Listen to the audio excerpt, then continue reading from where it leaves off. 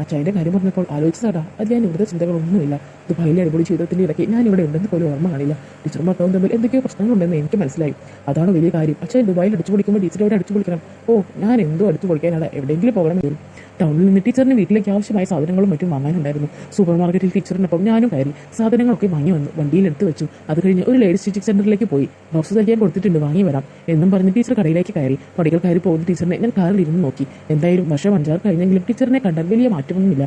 എല്ലാവരും റിട്ടയർമെന്റ് ആയി കഴിഞ്ഞാൽ വിദേശത്തുള്ള ഭർത്താവിന്റെ അടുക്കിലേക്ക് പോവുകയാണ് പതിവ്. ടീച്ചർ എന്താ ഇവിടെ തനിച്ച് നിൽക്കുന്നത് എന്നൊക്കെ വെറുതെ ഒരു കാര്യവുമില്ലാതെ ആലോചിച്ചുകൊണ്ടിരുന്നപ്പോൾ ടീച്ചർ തിരിച്ചിറങ്ങി വന്നു. എൻ്റെ ടീച്ചറുടെ ഡ്രൈവറായാണ് ഞാൻ ചെന്നത്. എന്നാലും അതെൻ്റെ ആഗ്രഹങ്ങളെല്ലാം സാധിച്ചു തരുമെന്ന് ഞാൻ കരുതിയിരുന്നില്ല. ടീച്ചറുടെ സ്വർഗത്തിലേക്കുള്ള വാതിലാവാൻ കഴിയുമെന്ന് ഞാൻ ഒട്ടും വിചാരിച്ചതല്ല. ഞാൻ അനു. ഇടുക്കിയിലെ ഒരു സുന്ദരമായ ഗ്രാമപ്രദേശത്തെ 20കാരൻ പയ്യൻ. ഡിഗ്രി കഴിഞ്ഞ് നിൽക്കുന്നു എന്ന് പറഞ്ഞാൽ സപ്ലി കുറേയുണ്ട്. അതായത് 6 എണ്ണം കൂടി. പഠിക്കേണ്ട സമയത്ത് വായി നോക്കി കൂട്ടുകാരോടൊപ്പം തകർത്ത് നടന്നതിൻ്റെയാണ്. എന്നാലും സാരമില്ല, കോളേജ് ലൈഫ് അടിച്ചു പൊളിക്കുന്നതിൻ്റെ ഒരു സുഖം അത് വേറെ തന്നെയല്ലേ. ഇനി പതിയെ എല്ലാം എഴുതിയെടുക്കണം. ബികോം ആയിരുന്നു ഡിഗ്രിക്ക്. എങ്ങനെയെങ്കിലും എംകോം കൂടെ ചെയ്യണമെന്ന് ആഗ്രഹമുണ്ട്. 10ഉം പ്ലസ് 2ഉം ഒക്കെ നല്ല മാർക്കോടെ പാസ്സായതാണ്. ഡിഗ്രി ആദ്യ വർഷവും ഒക്കെ ആയിരുന്നു. പിന്നെ അല്പം ഉഴപ്പിയതാണ്. എന്നാലും സാരമില്ല, ഒന്ന് ആദ്യം പിടിച്ചാൽ പോലും. വീട്ടിൽ അല്പം പ്രാരാബ്ദമൊക്കെ ഉണ്ട്. അച്ഛൻ ഗൾഫിലാണെങ്കിലും വലിയ ശമ്പളമൊന്നുമില്ല. വീടിൻ്റെ ലോണുണ്ട്. പിന്നെ ഒരു അനിയത്തി ഇപ്പോൾ പ്ലസ് 2 പഠിക്കുന്നു. അമ്മയാണെങ്കിൽ വീട്ടമ്മയാണ്. സപ്ലി എഴുതാനുള്ള പഠിത്തവും പിന്നെ കൂട്ടുകാരോടൊപ്പമുള്ള കറക്കവും ക്രിക്കറ്റ് കളിയും ഒക്കെയായി ഞാൻ അങ്ങനെ നടക്കുന്നു. പോക്കറ്റ് മണിക്കായി കാറ്ററിംഗ് പണിയും ചെറിയ ഡ്രൈവിംഗ് ജോലികളും ഒക്കെയായി അങ്ങനെ പോകുന്നു. ഒരു ദിവസം ഒരു പരിപാടിയും ഇല്ലാതെ വീഡിയോയും കണ്ടു കിടക്കുമ്പോഴാണ് സുഹൃത്ത് രതീഷിന്റെ വിളി. ഉച്ചയ്ക്ക് ഒരാളെ കൊണ്ട് ടൗണിൽ പോയി വരണം, കാർ അവർക്കുണ്ട്, ചെന്നാൽ മതി.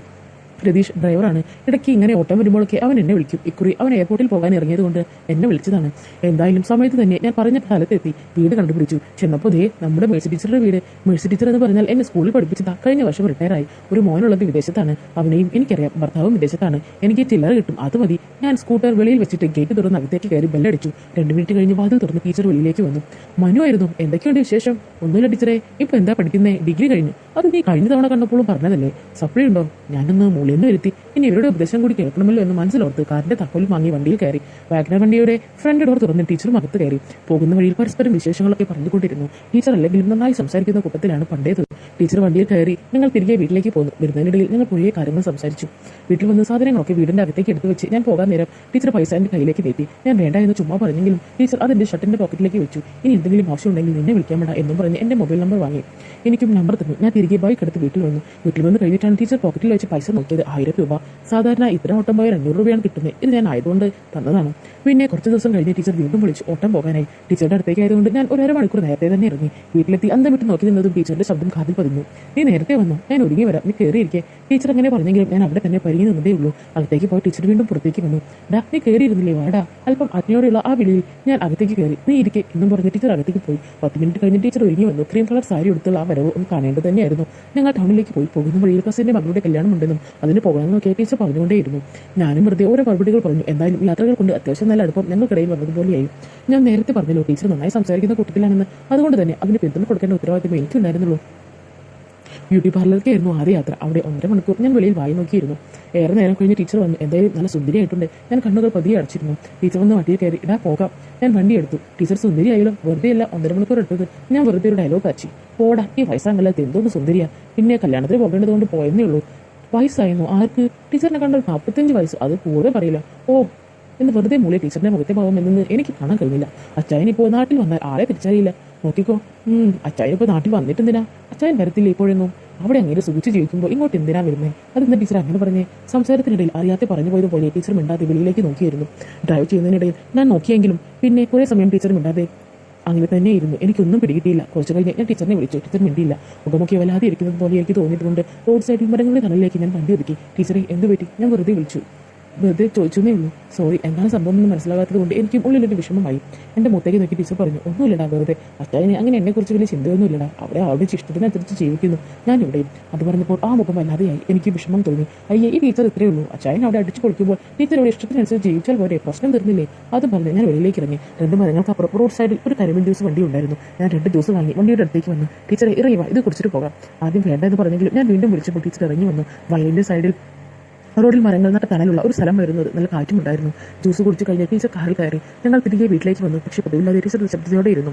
എനിക്ക് പക്ഷേ അത് അല്പം വിഷമം പോലെ തോന്നിയെങ്കിലും ഞാനും പിന്നെ ഒന്നും വേണ്ടിയില്ല. വീട്ടിൽ വന്ന് വണ്ടി പോർച്ചിൽ കയറ്റിയിട്ട് ഞാൻ താക്കോൽ കൊടുക്കാൻ ടീച്ചറെ വിളിച്ചപ്പോൾ കയറി വേടാ എന്ന് അകത്ത് നിന്ന് ടീച്ചർ പറഞ്ഞു. ഞാൻ ഹോളിലേക്ക് കയറി ചെന്ന് സെറ്റ് ചെയ്തിരുന്നു.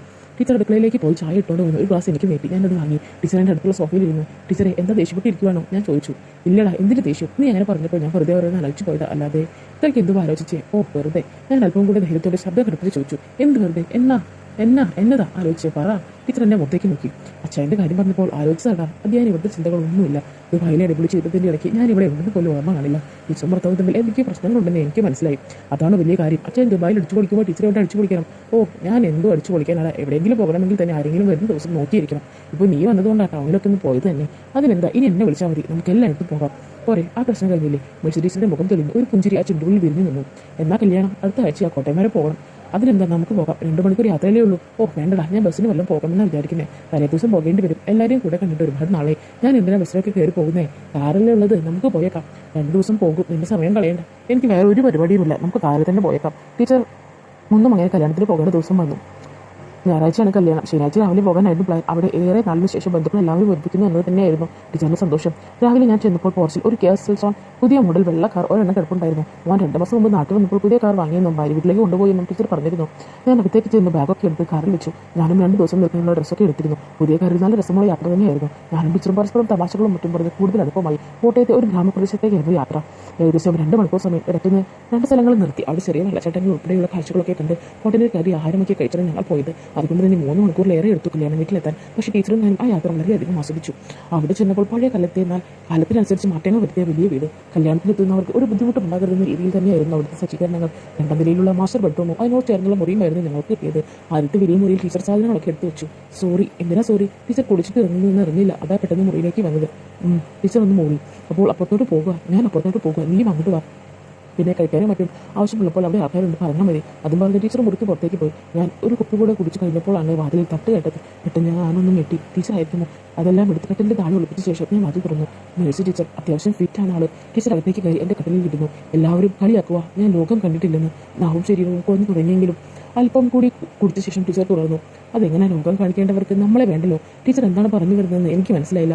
അതാരാ ടീച്ചറെ? ടീച്ചർ അത് കുടിച്ചു തീർത്തു. കണ്ണൊക്കെ ചുവന്നു, മുഖമൊക്കെ വല്ലാതെയായി. ടീച്ചർ നല്ല ഫിറ്റായി കഴിഞ്ഞിരുന്നു. 2 കൈയും പുറകോട്ട് കട്ടിലിൽ കുത്തി തല അല്പം ചിരിച്ച് ടീച്ചർ ഇരുന്നു. റിട്ടയർമെന്റ് കഴിഞ്ഞപ്പോൾ എൻ്റെ പ്രായക്കാർക്ക് ഒന്നുകിൽ വിദേശത്ത് ഭർത്താക്കന്മാരുടെ അടുത്തേക്ക് പോയി, അല്ലെങ്കിൽ ഭർത്താവ് നാട്ടിൽ വന്ന് നിൽക്കുന്നു. ഇത് എന്നെ കൊണ്ട് പോകില്ല. ഞാൻ ചെന്നാൽ പിന്നെ അതൊന്നും നടക്കില്ലല്ലോ. അങ്ങേർക്ക് അവിടെ സുഖിച്ച് ജീവിക്കണം, അത്രയേ ഉള്ളൂ. ഇവിടെ എനിക്ക് ആരുമില്ല. നല്ല കാലത്തും ആസ്വദിച്ച് ജീവിച്ചിട്ടില്ല ഞാൻ. ഈ പ്രായത്തിലും എനിക്ക് അതിനുള്ള ഭാഗ്യമില്ല. എൻ്റെ വിധി, അല്ലാതെ എന്തു പറയാം? അങ്ങനെ ഒരുപാട് വിഷമങ്ങൾ അവർ പറഞ്ഞു. കുറേ പറഞ്ഞ ടീച്ചർ തളർന്നിരുന്നു. പിന്നെ ഞാൻ ടീച്ചറെ ആശ്വസിപ്പിച്ചു. എൻ്റെ ടീച്ചറെ, ഇനിയുള്ള ജീവിതം മുഴുവൻ അടിച്ചു പൊളിച്ച് ജീവിക്കണം. ടീച്ചർക്ക് എന്ത് ആവശ്യമുണ്ടെങ്കിലും എന്നെ വിളിച്ചാൽ മതി. എന്തിനും ഏത് പാതിരായിലും ഞാൻ വരും. അങ്ങനെ ഞാൻ ടീച്ചറെ ആശ്വസിപ്പിച്ചു. അത് ടീച്ചർക്ക് വലിയൊരു ആശ്വാസം നൽകി. വർഷങ്ങളായി പിടിച്ചു വെച്ചിരുന്നതൊക്കെ ഒഴുകിപ്പോയി. ടീച്ചർ ഒത്തിരി സന്തോഷത്തോടെ ഉറങ്ങി. പിറ്റേന്ന് കല്യാണമൊക്കെ കൂടി വരാനിരിക്കുന്ന പുതിയ ജീവിതത്തെ വരവേറ്റ് ജീവിക്കാനുള്ള മനസ്സോടെ ഞാനും ടീച്ചറും തിരിച്ച് യാത്രയായി. അപ്പോൾ ഈ നമ്മുടെ ഈ മോട്ടിവേഷണൽ സ്റ്റോറി നിങ്ങൾക്ക് എല്ലാവർക്കും ഒത്തിരി ഇഷ്ടപ്പെടുമെന്ന് കരുതുന്നു. ഇഷ്ടപ്പെടുവാണെങ്കിൽ ലൈക്ക് ചെയ്യാനും ഷെയർ ചെയ്യാനും സബ്സ്ക്രൈബ് ചെയ്യാനും നിങ്ങൾ മറന്നു പോകരുത്. അപ്പോൾ ഇതിൽ നല്ല കഥകളുമായി നിങ്ങൾക്ക് മുന്നിലേക്ക് ഇനിയും വരുന്നതായിരിക്കും. അതുവരെയും ബൈ ബൈ ഫ്രണ്ട്സ്.